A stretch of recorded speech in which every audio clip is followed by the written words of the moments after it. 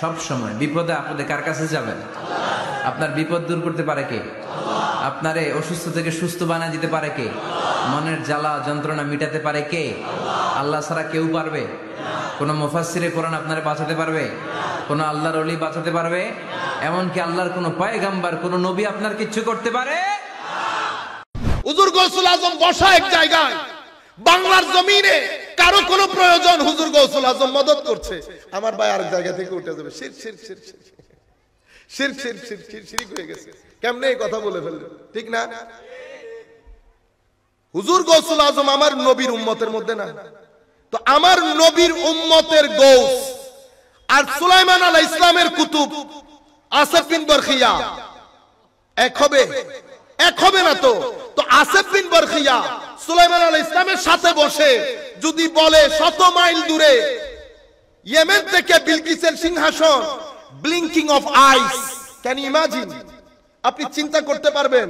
বলছে হুজুর আপনি চোখের ব্লিঙ্কিং করার আগে আমি এটা নিয়ে আপনার দরবারে হাজির করব। আপনি ঝগড়া কোরআনের সাথে করতে হবে, ঝগড়া কোরআনে পাকের সাথে করতে হবে। আমরা জানি না জিনিসগুলা, না জেনে অনেক কিছু। আর আমরা যারা বলি আমরা কোরআন হাদিস থেকে বলি না, আমাদের টার্গেট কোরআন সুন্নাহ থেকে নতুন প্রজন্মকে যাই বলবো, কারণ তাদেরকে বোঝানো হয়েছে যে কোরআন সুন্নাহর মধ্যে এগুলো আসে নাই। তো আমি আপনাদেরকে বলছি যে ওই যে শত মাইল দূরে, ওখান থেকে চোখের পলকের মধ্যে বলে হুজুর পলক পড়ার আগে আমি নিয়ে আসবো আপনার দরবারে। কিসের গুণে? এলমের গুণে। ও ভাই এটা কোন এলম?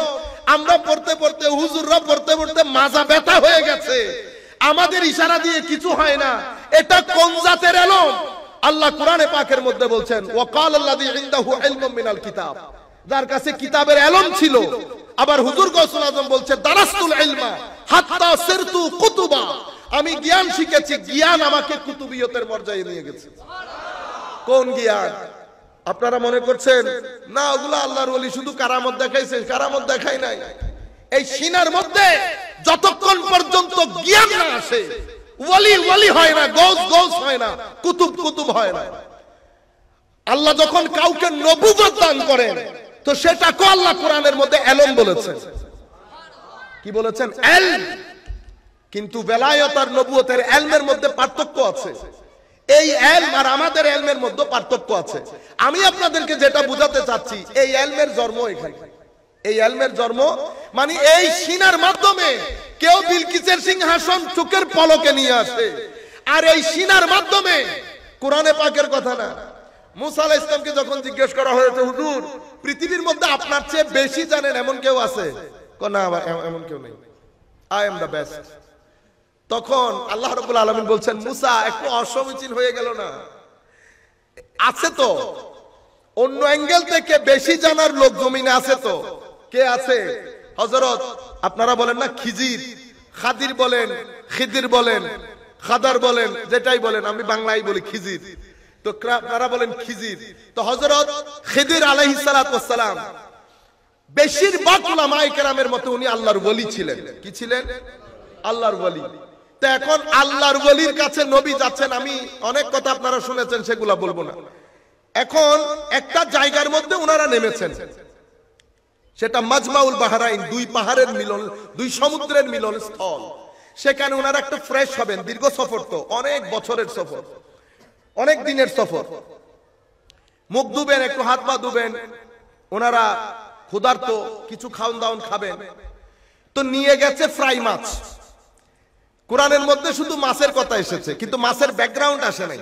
একটা ব্যাকগ্রাউন্ড আছে, এটা সুফিয়ায়ে কেরাম বলছে যে মুসা আলাইহিস সালাম যখন আল্লাহকে জিজ্ঞেস করেছেন মাওলা ওনাকে পাবো কোথায়, তো মাওলাই করিম ওনাকে ইলহামের মাধ্যমে জানিয়েছেন যে তুমি একটা ফ্রাই মাছ নিয়ে যাও।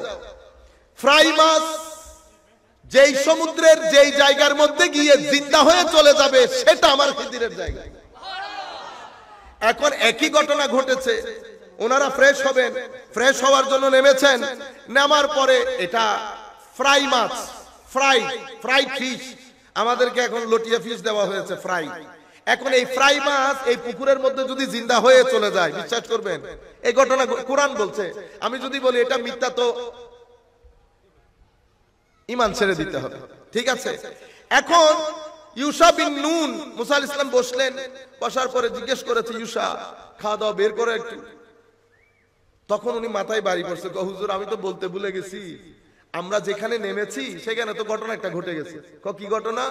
কই যে মাছ নিয়ে এসেছিলাম ফ্রাইড, ওইটা তো হুজুর জীবিত হয়ে সাঁতার কেটে সমুদ্রের দিকে চলে গেছে। তখন মুসা আলাইহিস সালাম বলছে, জালিকা মা কুন্না নাবগি, আমরা ওইটার তালাশে বের হয়েছি। তাইলে মুসা আলাইহিস সালামের উত্তরের মাধ্যমে বোঝা যাচ্ছে আল্লাহ রাব্বুল আলামিন বলেছেন মুসা আলাইহিস সালামকে, মুসা খিদির ওই জায়গার মধ্যে থাকে যে জায়গায় মরা মাছ জীবিত হয়ে যাবে। তাহলে আমরা এখান থেকে মেসেজ কি পাই? মেসেজ হচ্ছে আল্লাহর ওয়ালি যেখানে থাকেন সেখানে মুর্দা কলব জিন্দা হয়। তো মুর্দা কলব কেন জিন্দা হয়? এটা শিনার কারণে। আপনারা যে বলেন হুজুর তরিকায়ে কাদেরিয়ার মধ্যে, আমি আপনারা মনে করাই দিয়েন, আমি এই কথাটা একটু পরে বলবো, এটা মনে করাই দিবেন, পরে ভুলে যাব। এমনিতে আমাদের তরিকায়ে কাদেরিয়ার মধ্যে 7টা স্তম্ভ আছে যেগুলোকে বলা হয় উসুল তরিকায়ে কাদেরিয়া। যেই 7টা উসুলের উপর হুজুর গৌসুল আজম নিজের তরিকার ভিত্তি প্রস্তর স্থাপন করেছেন। কিন্তু দুঃখের বিষয় হচ্ছে আমরা তরিকায়ে কাদেরিয়ার লোক, আমরা আমাদের উসুল জানি না। আমাদের সাধারণ মানুষ, উলামায়ে কেরামের কথা বলছি না, ওনারা জানেন।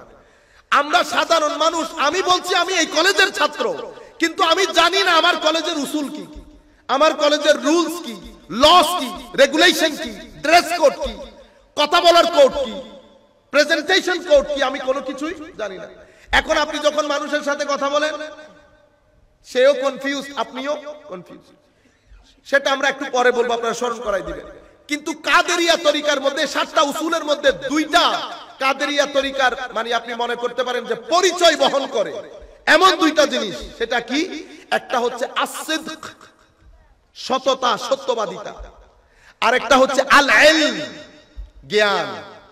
এই 2টা জিনিসকে মানে তরিকায়ে কাদেরিয়ার একেবারে আপনি মনে করতে পারেন পরিচয় বহন করে এমন 2টা জিনিস।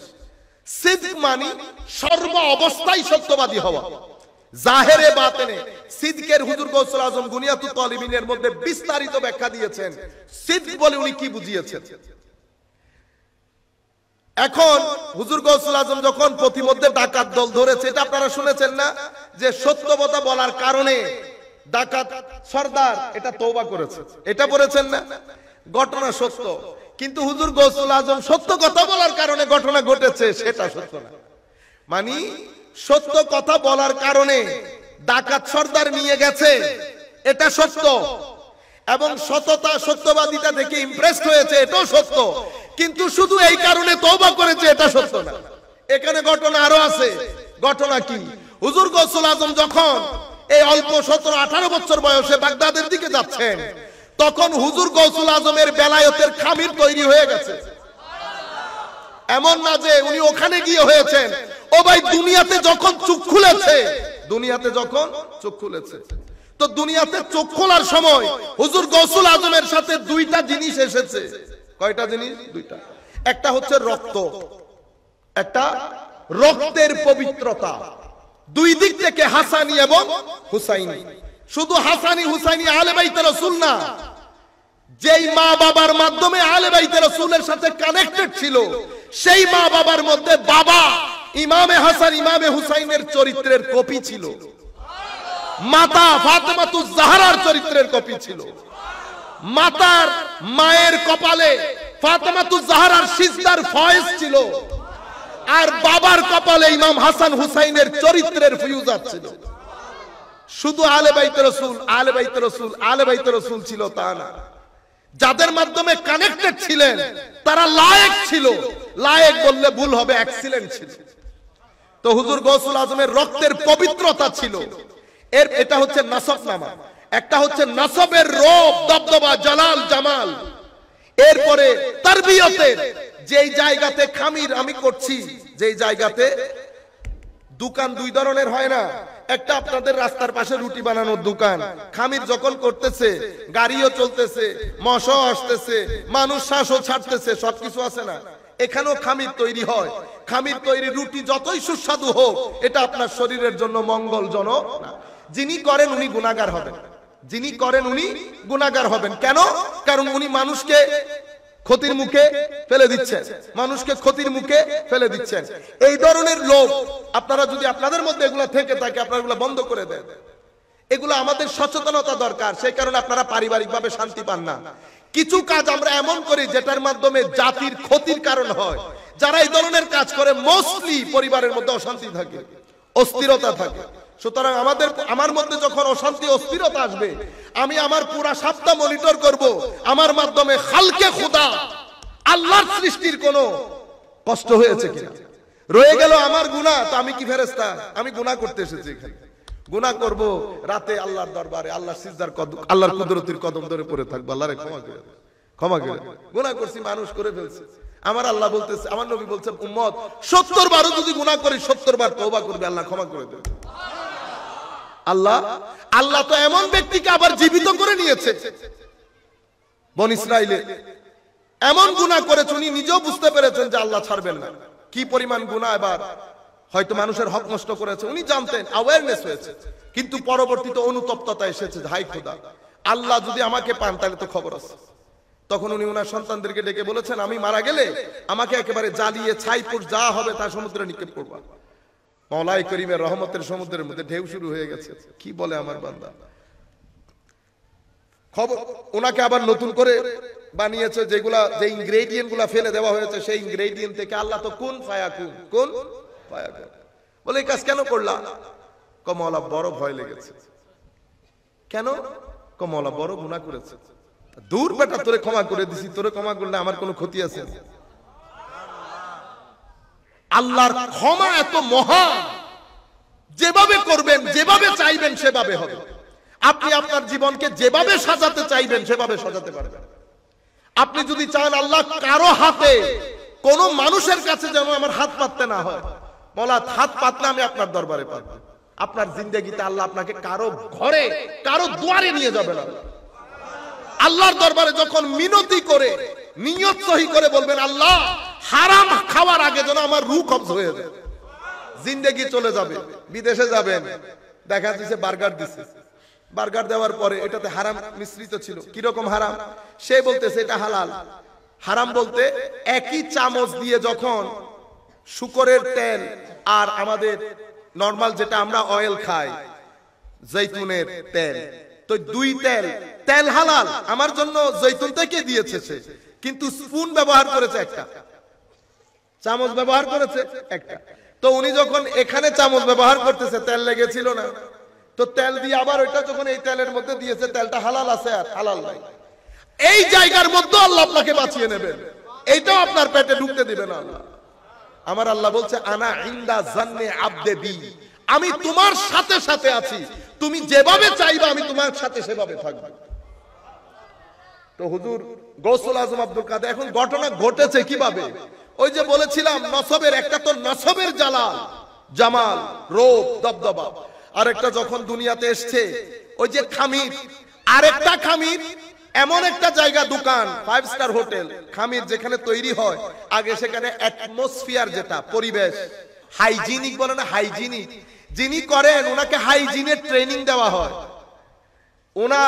ওনার সার্টিফিকেট একেবারে লটকিয়ে রাখতে হয়, হাতের মধ্যে গ্লাভস করতে হয়, একেবারে যতটুকুন করলে এটা স্বাস্থ্যকর হবে সেই ক্রাইটেরিয়া মেনটেন করা হয়। দুই খামির কি এক হয়? দুই খামির এক না। এখানে খামিরের মধ্যেই বেলায়ত। খামির যখন করতেছে, আটো আছে, লবণও আছে, তেলও আছে। তো হুজুর গৌসুল আজমের খামির যখন তৈরি হচ্ছে, একে তো নসব, একে তো তরবিয়ত, আর একে তো মা বাবা, তিনটার নসব দিয়ে, তিনটা জিনিস দিয়ে যখন খামির তৈরি হচ্ছে, বেলায়েত এটার ভিতরে ছিল। তো দুনিয়া এতটুকুন অ্যাওয়ারনেস নিয়ে দুনিয়াতে এসেছে। আপনি বলবেন আবার অ্যাওয়ারনেস কি হয়ে গেল? ও ভাই, আপনি যে, আমরা যে কদু গাছ লাগাইতাম যাই, এটা কি আমরা কোন ইউনিভার্সিটিতে শিখছি? আপনি শিখছেন? এই যে আমরা বাইবল, আমাদের মধ্যে অ্যাওয়ারনেস আছে, আমরা করতে পারি, এটা আমাদের ভিতরে বাইবল জিনিসটা আছে। আপনারা বুঝতে পেরেছেন? হুজুর গৌসুল আজম আসলেন, চোখ খুললেন, চোখ খোলার পরে পুরা ঘরের মাহৌল ওনার আশপাশের মাহৌল থেকে ভিন্ন। এখানে কেউ জোরে কথা বলে না, এখানে তুই তুকারি নাই, গীবত নাই, হায়া আছে, তাকওয়া আছে, তিলাওয়াতে কোরআন আছে, জিকির ইলাহি আছে, মানুষজন বাইরে থেকে আসতে তাদের সাহায্য আছে। উনি দেখছেন আরেকটু যখন হুঁশ এসেছে, আরেকটু ম্যাচিউরড হয়েছে, উনি দেখতে পাচ্ছেন হাই খুদা, এখানে তো দেখি আমার মা কিছু না থাকলে যা আমাদের নিজেদের খাবার আছে সেটাও মানুষকে দিয়ে দেয়। এখানে আমার বাবা কথা বলার সময় মা চুপ করে থাকে, মা কথা বলার সময় বাবা চুপ করে থাকে। আমাদের কথাগুলো এক রুমের কথা আরেক রুমে শোনাই যায় না, এত দ্বীমি আওয়াজ, এত আখলাক, এত সৌন্দর্য। তো হুজুর গৌসুল আজম তিলাওয়াতে কোরআন, নামাজ, তাহাজ্জুদ, এগুলা তো ওনার একেবারে স্বল্প বয়স থেকে, যখন উনি মাত্র বোঝা শুরু করছেন তখন থেকে উনি পাঞ্জাগানা পড়েন নাই, তো শুধু তাহাজ্জুদ ছিল। তো যখন 17 বছরের হচ্ছে, 16 থেকে 17 বছরের মাঝখানে হুজুর গৌসুল আজম যেখানে যেতেন একটা টেলিফোন শুনতে পেতেন, একটা টেলিফোন শুনতে পেতেন। কোন টেলিফোন? বারবার ওনাকে বলা হচ্ছে you have not created for this world, তোমাকে এখানের জন্য বানানো হয় নাই, তুমি ডিভাইনলি ফিচার্ড করা হয়েছে, তোমাকে একটা নির্দিষ্ট টার্গেট নিয়ে বানানো হয়েছে। এখন উনি যখন এগুলা শুনেছেন ভয় পেয়ে গেছেন। ভয় পান নাই তো, কারণ ভিতরের মধ্যে তো অ্যাওয়ারনেস ছিল, yes I have come from something, from some very important assignment, আমি একটা মিশন নিয়ে এসেছি। তো উনি যখন 18 বছর বয়সে বাগদাদ যাচ্ছেন তখন সিনাবর্তী নূর ছিল, সিনাবর্তী নূর ছিল। তো সিনাবর্তী নূর আলা মানুষ যখন চোখ দিয়ে কারো সিনার দিকে দেখে তো সেই সিনা গলে পানি হয়ে যায়। আমরা মনে করি সত্য কথা বলার কারণে সত্য না, ওইটা ঠিক, কিন্তু হুজুর গৌসুল আজম যখন ওই ডাকাত সর্দারের দিকে চোখ দিয়েছে সাথে সাথে সে তওবা করতে বাধ্য হয়েছে। হাদিসে পাকে আমার নবী বলছে যে আমার মুমিনের, আমার উম্মতের মুমিন যারা, তাদের ফেরাসত থেকে বেঁচে থাকিও। কেন? তারা যখন দৃষ্টি দেয় তো বিনুরিল্লাহি আযজা ওয়াজাল, আল্লাহর নূর দিয়ে দেখে। কেন? আমার আল্লাহ বলছেন বান্দা যখন আমাকে খুশি করে ফেলে, কাজ দিয়ে, আমল দিয়ে, ইবাদত দিয়ে, নওয়াফেল দিয়ে, যখন বান্দা আমাকে খুশি করে তখন আমি তাকে গ্রহণ করে নেই, আমি তাকে ভালোবাসি, তাকে নৈকট্য দান করি, তার হাত আমার হাত হয়, তার চোখ আমার চোখ হয়। ওই যে নজরের কথা বলেছি, তো হুজুর গৌসুল আজম চোখ গৌসুল আজমের হলেও নজরে কাদেরই ছিল না, নজরে রব্বানি ছিল। আপনারা বুঝতে পেরেছেন? মানে চোখ হুজুর গৌসুল আজমের, কিন্তু হাদিসে কুদসির মধ্যে আল্লাহ বলছেন যে এই সমস্ত বান্দাদের চোখ আমার চোখ হয়, আমার চোখে দেখে, আমার হাতে ধরে, আমার মুখে বলে। সেই কারণে এই যে ওখান থেকে বিলকিসের সিংহাসন সেকেন্ডে নিয়ে আসা, সেটা শুধুমাত্র আল্লাহর পক্ষে সম্ভব। কোন বলবে ফায়াকুন হবে, তো আসিফ বিন বারখিয়া কোন ফায়াকুনের মর্যাদায় কিভাবে পৌঁছলো? ইবাদত করতে করতে মাওলা যখন গ্রহণ করে নিয়েছে, জবান আসিফ বিন বারখিয়ার হলেও আদেশে রব্বানি ছিল। কোন রব্বানি? যার কাছে কোনো জায়গা নাই, দূরত্ব নাই, স্থান কাল সব এক। কোন ফায়াকুন। আপনি এই জায়গার মধ্যে আসার আগে কোরআনের ওই আয়াত দেখেন, যে আয়াতের মধ্যে আল্লাহ বলছে যে যার কাছে কিতাবের ইলম ছিল উনি ওখান থেকে এখানে নিয়ে এসেছেন ব্লিঙ্কিং অফ আইস এর মধ্যে। তো ব্লিঙ্কিং অফ আইস এর মধ্যে কোন আসে আর কি? কোন ফায়াকুন, কোনের মধ্যে ফায়াকুন হয়ে গেছে। তো কোন ফায়াকুন তো এটা আল্লাহ করবেন, আসিফ বিন বারখিয়া কিভাবে করলো?